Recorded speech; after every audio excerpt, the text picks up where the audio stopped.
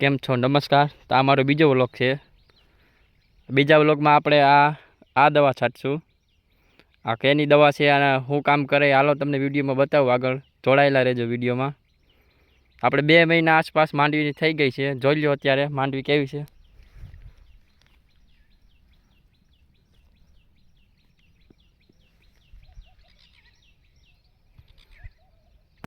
તો આપણે આ દવાનો ડોઝ કરવાનો છે 10 મપનો.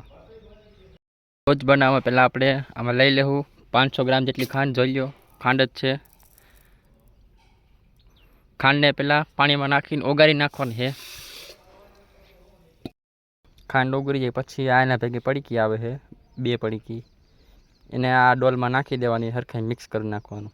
ખાંડ ઓગળી જાય પછી, ખાંડને પાવડર ઓગળી જાય પછી જો આ રીતનું થઈ જાય છે. પછી આ દવા નાખી દેવાની. આ બેક્ટેરિયા છે, આ નાખે એટલે આમાં બેક્ટેરિયા બની જાય છે પાણીમાં.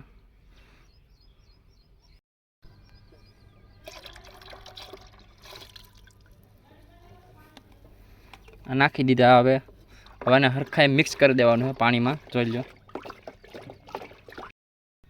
આ બેક્ટેરિયા નાખી દીધા પછી આપણે જો આવો ડોઝ બનીને તૈયાર થઈ જાય છે.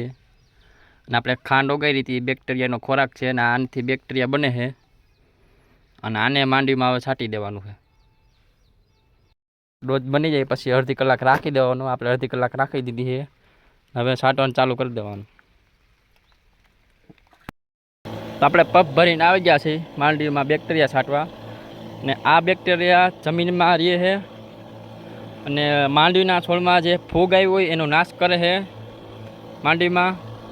જેથી ફૂગ હોય આપણા ખેતરમાં એ વહી જાય. જોઈ લો આ રીતની માંડવી છે, 2 મહિનાની થઈ ગઈ છે. આને ડોઝ કરીને છાંટી શકાય અને દેશી ખાતરમાં મિક્સ કરીને છાંટી શકાય, આપણે જેમ ખાતર નાખતા હોય એમ. આ 5 વીઘાની માંડવી છે, તમે જોઈ લો. અને આમાં 10 પંપ કરેલા છે. ફાઇનલી તો આમાં દવા છટાઈ ગઈ છે. અને આ દવા છાંટ્યા પછી આમાં ફૂગનાશક દવા એકેય છાંટવાની નહીં. અને આનું રિઝલ્ટ તમને 15 દી પછી મળી જશે. મળીએ તો પાછા બીજા વિડીયોમાં.